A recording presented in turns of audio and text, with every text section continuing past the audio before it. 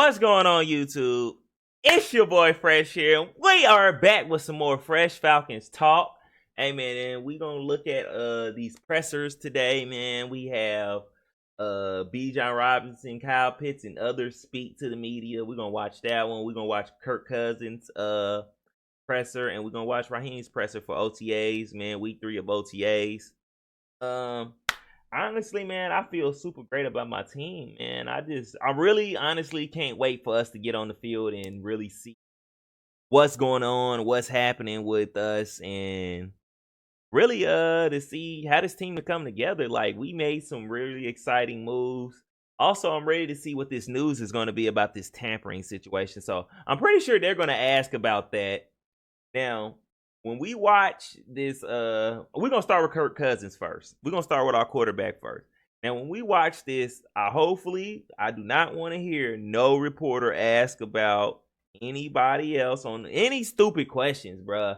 Asking about, oh, how do you feel about some dumb stuff? Like, do not be asking controversial turmoil questions. That's poisoning. You're trying to poison our locker room with that type of stuff, man. So stop asking that bullshit, please. So let's jump off into this. Make sure you hit that like button, comment, and subscribe. And we're going to jump off into this. Yeah, I'll just open up and then we can... Get it, Mr. Kirk. Captain Kirk, can you save me? Be out here and get to work and make reads, make throws, call plays, make adjustments at the line of scrimmage, just working and making progress. And so, yeah, let's get it, man. We're running out of time a little bit. Feel like from the off-season program standpoint, it's not going to be long before we're back in training camp. So we've got to make the most of these last few practices and then make the most of our time away this summer. But things are trending in the right direction and feeling good. So take any questions you have. Yeah, Kirk. I definitely hope Kirk takes his receivers, tight end, running back, everybody, all the skill positions, takes them and like does their own little practice and talks. So I'm pretty sure he's gonna be talking to them over the summer, but hopefully they get some they own spare time and build that camaraderie and build that that connection and chemistry with each other, because I think we definitely are going to need it this season. And not only that, I feel like that'll help the transition of them moving to another new offense, a different offense. You know what I'm saying? I feel like that transition will be a lot better if he does that. You know what I'm saying? But, sorry. Let's jump off into it, back into it. Coach Morris was talking about laying the foundation and that process. You all were going through that. And Ledbetter, he always the first one to run his mouth. And that foundation is coming along for you all at this juncture in the OTA'S. I feel very good about our progress over the last 9-10 weeks as a team together. We've covered a lot of football, a lot of install, and there's more to go. But just building continuity. I ain't gonna lie, I want to know about his injury. I want to know a little update on that. Like, how's he feeling? Like, has he been thinking about it? Has he not been thinking about it? Stuff like that. Authenticity in your play calling, and maybe adding a joke or something at the end. Could you give us an example of that? I try to lead with presence, right, and have a little bit of force of personality. So when I step in the huddle, I try to make sure it's not just blah, that you're communicating well, that there's some presence there, and you got some charisma. And so if it means a joke before or after, my humor tends to be pretty dry. So if you're focused, you might not catch it. But yeah, I guess most of my young teammates would tell you that it has a kind of a dad joke vibe to it. But yeah, duh. They would tell you my humor lands with them. So I try to have fun out here. OTA'S has that feel because it is a little bit further removed from the season. You can kind of just be out here and enjoy, playing. You don't really have the looming game in a couple days. So that does lead us to, just having fun with the guys. And when you having fun, that's how you win. Out here, evaluating guys from a roster standpoint, building standpoint. But for you, how important is like building chemistry? Yeah, I think that's everything. I think it's okay. I like Kyle Pitts on this route. I think he does a good job with that break. Or I need to trust him more through this. It didn't look open to me, but he made it get open. And okay, you know, on a certain play that's new for me. Hey, I need to read it outside in. I thought I needed to read it inside out. And so, just building that time on task together as And I was just talking about that, right? team is what is so important. And I wish I could tell you we have 5 years together. We don't, and so we have to make up for that with you know, every rep we do get. You mentioned the distance between you and Bijan and your younger players. What to you is the way to bridge that generation gap?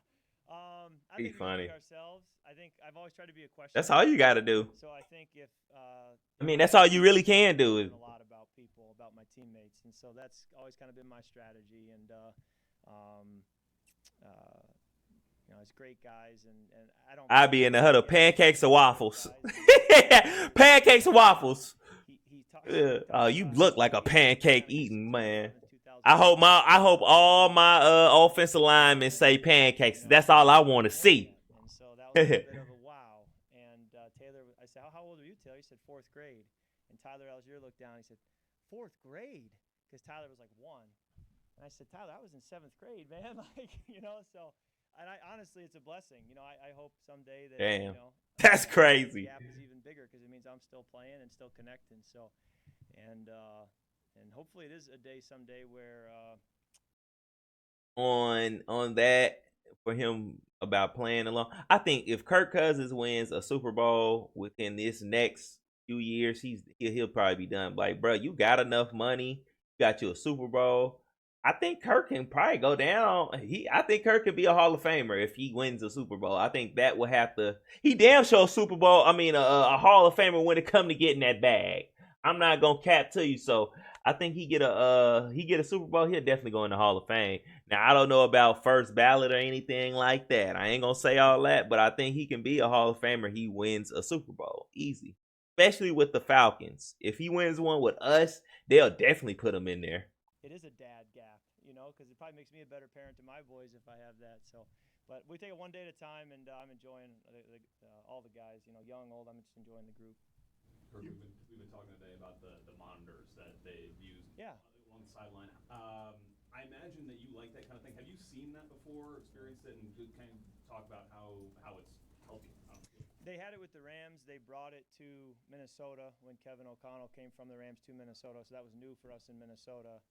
I'm sure that's going to kind of take over the league in time, but now Atlanta has it, and it took me a while in Minnesota to train my mind to realize I have that resource. You know, I was so used to not having it, so I'd come off the play, say to the coach, "Hey, I think it was 3 hook, but I'm not sure," and he'd say, "Well, you got a video right over there, you can see." So.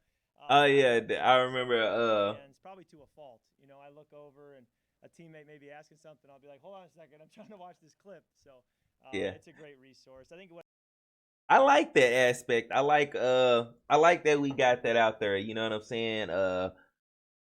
Basically what he's talking about, if you didn't catch it or anything, now when they run a play, it's like instead of having to ask a coach, they can instantly just look over to the side and it'll be replaying on a big old screen for them just to relook in, you know what I'm saying, and make adjustments that way. So that's an even better way. You know, technology can help this game become even better. You just got to use it in the right way. it does just clears up some of the mystery. And then when the defense is having a period during the season, we can go over there and talk through something while we're waiting to get our reps. So it's just a way to be efficient with time. You mentioned the Efficiency, baby. That's what we want.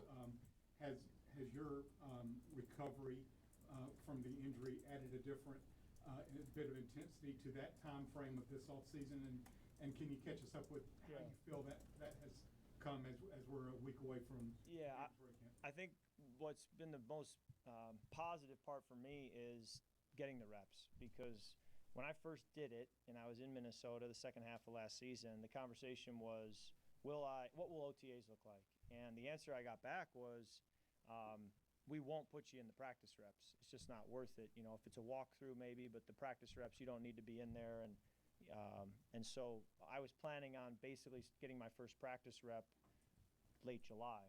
And I feel that I've gotten every rep there was to get in these OTAs. And I think that's been a huge win for making up building that continuity that we talk about. Yeah, I like that. Jake was telling us that you're a big movie quote guy. Oh wow, I love it. I love it, Mark. Any go-to lines? So first of all, Jake is my generation, right? So like when I spot movies, I'll quote heavyweights with Ben Stiller, and it's just crickets, and then I'll get a laugh from way over in the other side of the locker room from Jake Matthews because he knows the reference.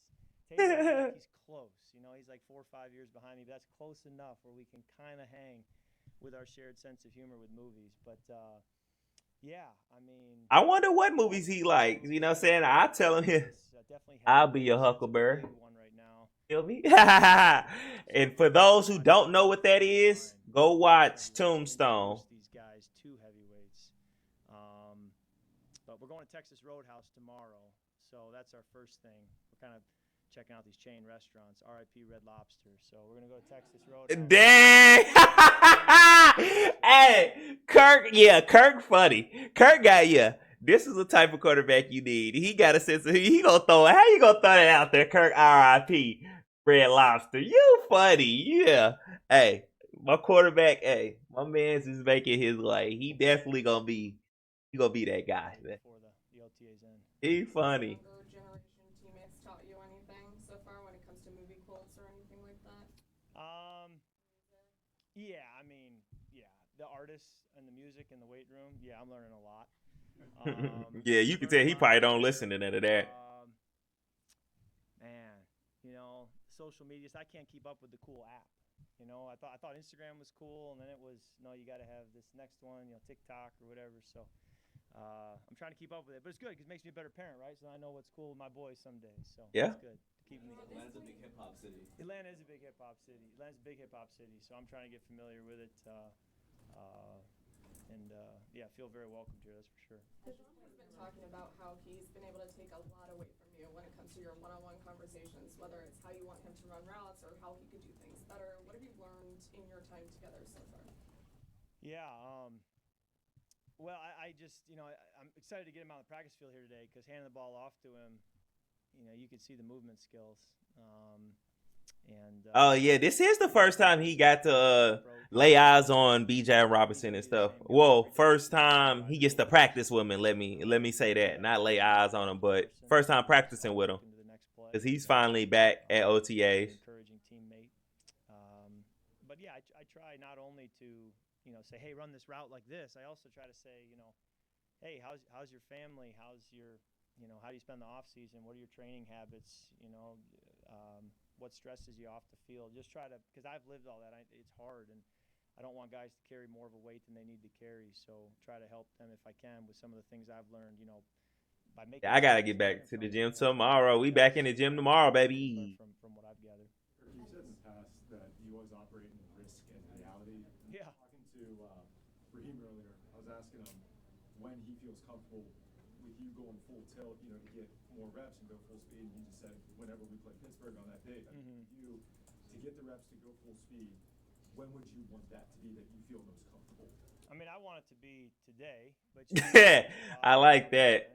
Yeah. So my body I'll be able to feel that okay, the strength is there fully, or there's nothing. I'm not feeling anything in the ankle or Achilles. So you just kind of let your body tell you. You just do. What I've learned is what you can't do is ignore what your body tells you. That's I'll tough it out, I'll grind it out, and that's the surest way to make sure it doesn't heal as fast as possible. So you just try to listen to your body. Got it. Favorite line from heavyweights? It's impossible to say one, but speaking of talking to younger players, I referenced when Ben Stiller was referring to his previous self before he thinned down, and he says, "I know you because I was you." I say that to so many teammates so many times. When I see them doing something foolish, I'll say, "I know you because I was you." So, anyways. Okay. Oh, it's kind of just building off Yeah. of his question. Thank you for that. When you're talking about your rehab process, do you ever find yourself right now maybe feeling like so good that you kind of have to, like they have to hold you back a little bit, or you want to do more, but they're like, okay, we gotta. I think there has been moments like that in practice when you get your adrenaline gets going and you do maybe take off to run and like you don't need to do that right now. It's okay. Yeah. Calm down, Kirk. Calm down. We don't need you to get hurt. Calm down, Kirk. Hey. So when you study the game, like what's something that's really